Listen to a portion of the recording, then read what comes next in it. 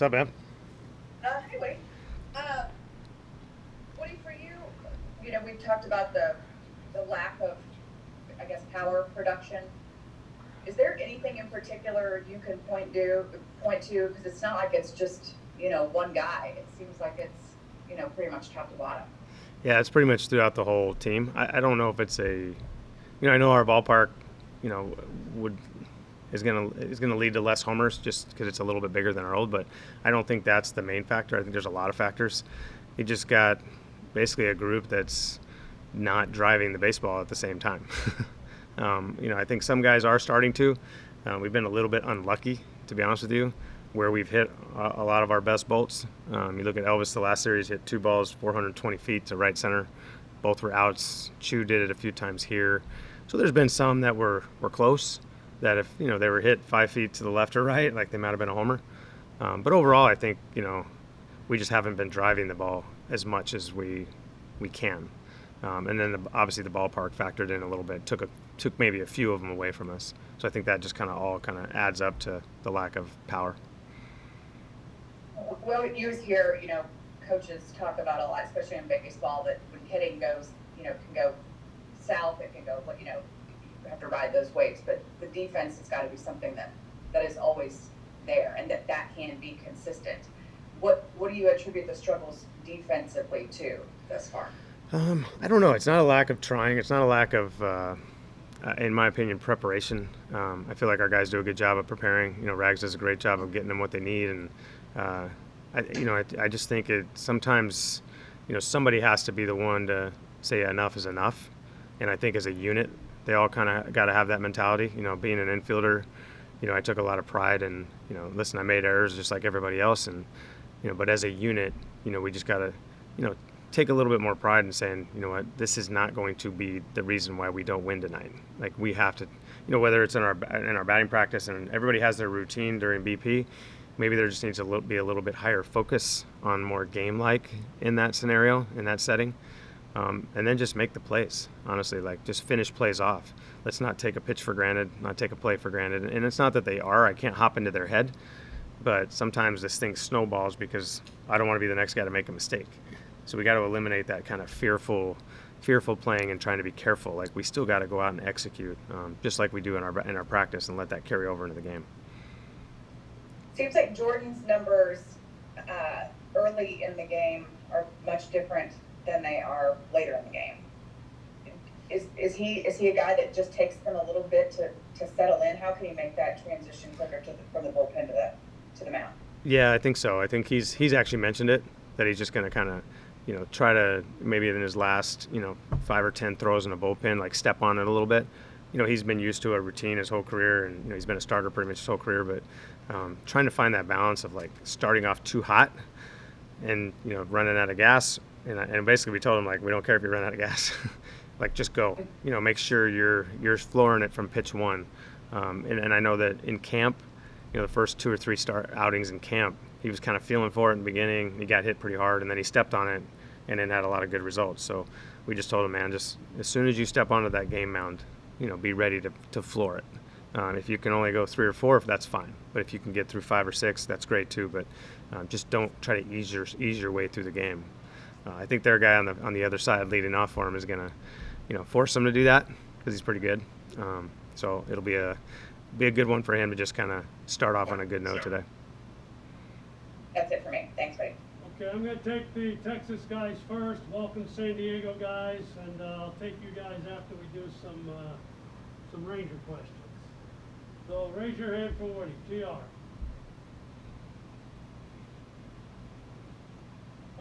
Mr. Woodward, would your best team include Danny Santana in center field? Yeah, a healthy Danny Santana, I think so. That's obviously why he, was given that role, I guess, to start the season. If he's not, if he's got a lack of an arm, that doesn't make him not the guy to be out there. But I just don't want to hurt him. But anywhere he's on the field, I think he needs to be in there at some point. Well, what's the plan or goal for getting Danny Santana back into center field? We just got to make sure his arm is healthy.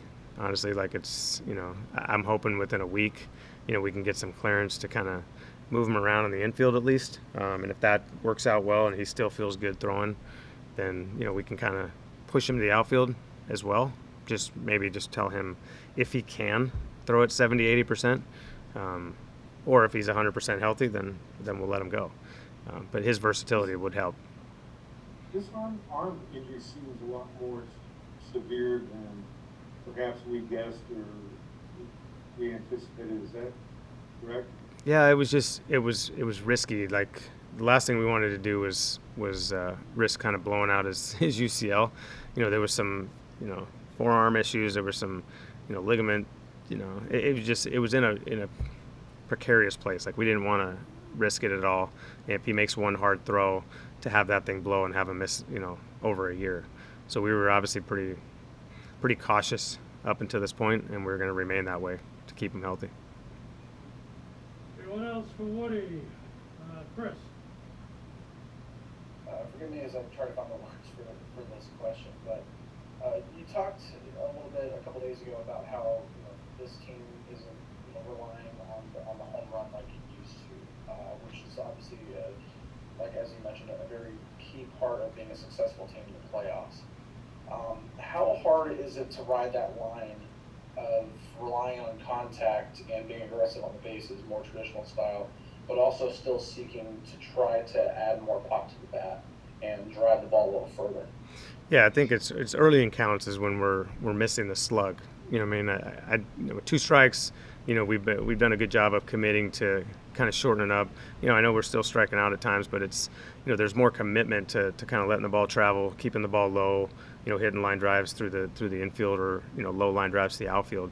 But it's early in the counts when we need to take advantage of some slug, and I think teams have, like I said, suppressed our power because of the way they're pitching us, and it's on us as an offense to kind of look for specific pitches or trends that are happening right now, because there are some trends that we can take advantage of, but it maybe gets us out of our comfort zone of hitting a pitch that we want to pitch as opposed to a pitch that we're going to get. They're 2 different things. They don't always match, and that's where I think we can get better.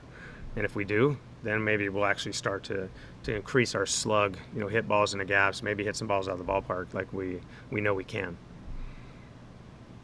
Other questions? Evan?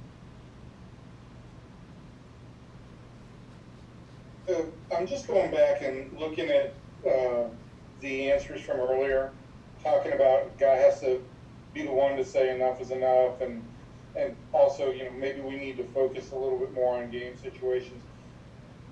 Is it?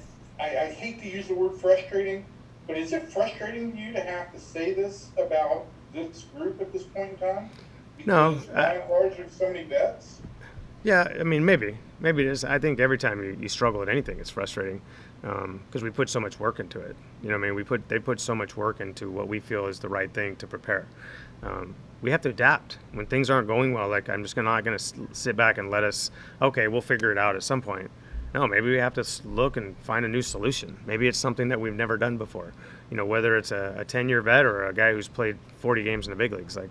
We have to find solutions, and we have 40 games left. Like we're in a decent spot, I would much rather be better than 10-10, but we're where we are. Like we actually, 9 days ago are really happy we're 10-10. So, but we just got to be creative and like I said, find solutions to issues. There's always going to be something that we're working on. We're never going to have our whole team figured out completely, but if there is something we have to address, we address it. I'm not going to just say, okay, this is going to go away eventually, because it's going to cost us games if we take that approach. Like we have to address it right now, which we have. Unfortunately, we did it before yesterday's game as well, and it bit us yesterday. But it is what it is. But we do got to get creative in how we prepare. How much intrigue do you have on watching Isaiah at shortstop? Very intrigued. I've seen it a lot in ground balls and. I guess in early spring training I saw it, in the camp I saw it, because I know that he represents probably our best backup, if Elvis goes down. So I love Kiner anywhere I put him, but I do think he's an above average shortstop in my opinion. Just the way he plays the position and the fight that he has on the infield. He's quick, he's got a decent arm, it plays. And just the last thing, just to make sure, because we've asked you this on every lineup over the last 10 days, this is just the day off for Elvis. There's nothing else involved. Yeah, day off. Okay, anything else before I let the San Diego guys talk? We'll go to Jeff and then I'll take some San Diego questions. Hey, have you thought about Kiner at second base? I mean, he played there his rookie year. Just if Santana's going to play, has to play first, that would be a way to get him and keep Kiner in the lineup. Yeah, I definitely have. I've thought about Kiner in a lot of spots, base second, third, and short. So, absolutely. If that's what makes our team the best, then that's what I'll do. But I'd say right now we have a pretty healthy amount of people that can play second base, and a lot of left-handed hitters. So, against right-handed pitching, I got a lot to choose from. With Kiner obviously being probably better at third, if one of those guys is on the right side. But if I want to keep Frazier in the lineup and Kiner in the lineup, then yeah, maybe that could be an option. Okay, Krass, we'll go to you and then to Adam. Yes, Jace Tingler, how well do you know Jace, and what traits does he bring to the managerial job? I don't know him at all. I can't stand the guy. Heard bad things about him. He's not my friend right now. I hope he goes 0-4 the next 4 games. No, honestly, Ting, I'm not surprised, getting to know him, that he's a manager right now. Just the way he kind of interacted with players, the knowledge that he had, the commitment, the work. I mean, this guy was at the field, I think, at 9 a.m. for 7 o'clock games. I mean, the guy's kind of an animal when it comes to preparation and just, his passion, comes through loud and clear. He cares. And that's one thing that we kind of, obviously we had a lot of pretty deep heart-to-hearts, last year. And I was sad to see him go because he was a big part of our staff, big part of our culture in the organization. He's been here for a long time. So I wish him the best, but not in this series. And do you see any of his ideas in how the Padres play showing up? Do you see Jace when you watch the Padres? I do. Obviously it's a young team that plays with a lot of energy, and I know that he pushes the envelope. He's aggressive. You see the way they run the bases. Very similar to our team. They may be younger at spots, but I definitely see his personality rubbing off for sure. Thank you. Adam? Hi, Chris. Just a follow-up on Jace. Have you guys had any communication since the season started, either in terms of tips or advice about managing, or even just good-natured smack talk leading up to kind of managing against each other? Yeah, I think all of the above. I think we communicated quite a bit through the quarantine and just how we were trying to prepare the organization and little things that we were doing. And once dating back to spring training, I talked to him quite a bit then. He just mentioned to me about hey, first year manager, what things that I had to go through last year. And then since then, we were texting back and forth before today's game. Last night I was texting him, telling him he had no chance, and a lot of smack talk. But I saw him out before I had meetings earlier today too. So he's in a good place. I know he's dealing with a lot right now, and there's a lot of things going on with the ball club over there. But he's a good man, and I wish him the best. What was your take on what was going on with Jordan Lyles tonight in the start? It's hard to say. I think we got to go back and look at some of the video because he thought he was making decent pitches at times, and they were hitting him pretty hard. So I'm not sure. Obviously it didn't have the stuff to get it by him. When he threw strikes, he was throwing a lot early in that second inning, and they seemed to be on everything. So I'm not sure exactly what. I felt like they were, the ball was up in the zone, not high enough to get swing and miss, but just out over the plate, I guess. They did a good job against him. Honestly, they hit him hard. Your pitching staff's had a lot of bright spots, but some rough spots too. Is it fair to say you guys are still trying to figure out the right combination for the staff? Yeah, I think so. I think that's fair to say. Where the back end is, I feel pretty comfortable there. Some other guys are stepping up. You look at Herget's been throwing the ball well. Jabot, I feel like, has been throwing the ball really well out of the bullpen. Jordan's actually had a few good ones and a couple not so good ones. So hopefully we can get him back on track and kind of get him to where we envision him, especially where he was at the end of last year, where he was getting some swing and miss with the fastball and then getting chased with the curveball. Because tonight they obviously weren't chasing the curveball and they were squaring everything up. Emily? Woody, did you address the Tatis Grand Slam yet? What's that? The Tatis Grand Slam? As far as Well, just the reaction to it, if that situation count where it was, the unwritten rules of baseball. yeah, I think there's a lot of unwritten rules that are constantly being challenged. I think in today's game. So yeah, I didn't like it personally. When you're up by 7 in the 8th inning, it's typically not a good time to swing 3-0. That's kind of the way we were all kind of raised in the game. But like I said, the norms are being challenged on a daily basis. So just because I don't like it doesn't mean it's not right. But I don't think we liked it as a group. As far as it appeared, we don't know, but it appeared that Hosmer was talking to him on the bench after that. Is that anything you'll discuss with Ting, or is that just something you just let go as a manager? Yeah, I think so. I think we'll definitely have some discussion with it. I know Manny really well, as Machado pretty well. So, obviously we'll have some dialogue about it. And if they don't think it was right, then I'm sure they're going to talk to him. And I'm guessing that's what was going on the bench over there. I wasn't paying that close attention, but I'm guessing that's what the conversations were about. For you guys offensively, we've talked about the lack of power. At this point in time, how do you fix it? How do you address it? It is what it is. I don't think, obviously getting Danny back in there, you see he hit that ball pretty hard to right center and, came a bit short. I don't think we can rely on that. I think, we just continue to, try to have quality at bats, and when we're ahead in counts and when we're getting pitches that we're looking for, we try to do damage, but, when we stay to the big part of the field, some of these balls aren't going out. So, we got to figure out a way to get offense, which we have. But when you fall behind, we're waiting for the big strike there. We got it within 7-3 with the, tying run on deck, with nobody out. That's where we got to capitalize and get those 2 runs in somehow. Whether that's a ground ball to the right side and then a ground ball. We could have hit 2 ground balls and been 7-5. That's where the only frustration I see right there. It's like, we've been doing an okay job at times, but that's a spot where we could have easily been right back in the game. And then you never know at that point. Once you're within a couple, the pressure is now on them to kind of hold that lead, and the whole game changes. Thanks, buddy. That's it for me. Other questions? Chris? Obviously, this is not time to push the panic button because you guys were 3-8 and were able to put someone back. And, you guys are now a game with a 500. The defense has not looked great the past 2 days. Giving up double-digit runs 2 games in a row. Is there anything specific that you're going to address with the team, a sense of urgency, whether it comes to pitching, defense, whatever it is?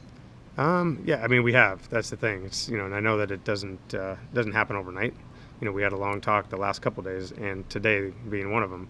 Where we talked about playing better defense and focusing more on defense, and I said it kind of to the guys, like, we could go out and make 2 errors tonight, but we can't have fear of making errors. That's typically what leads to it.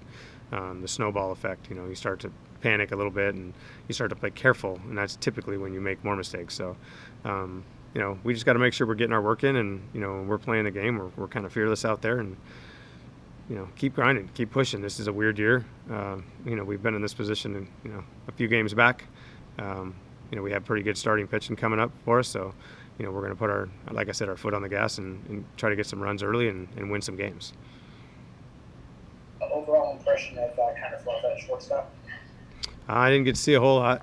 It was just maybe 1 or 2 balls. He looked fine. His work is always, he works out there all the time, so I'm totally okay with him out there. Jeff? Yeah, in light of the 3-0 grand slam, the next pitch was behind me, Machado. Chabot looks like no intent, but just to clarify. Yeah, I mean, there's no intent. No. No, it just, whatever, it slipped out of his hand or it went wide. Very good, thank you. Sam? Just one follow-up on that. Do you know if that's why the umpires got together there? I'm assuming, yeah. But they didn't issue any warnings after that, so they must have just, come to the agreement that, it wasn't intentional. So, no, I was expecting them to warn somebody, but they didn't.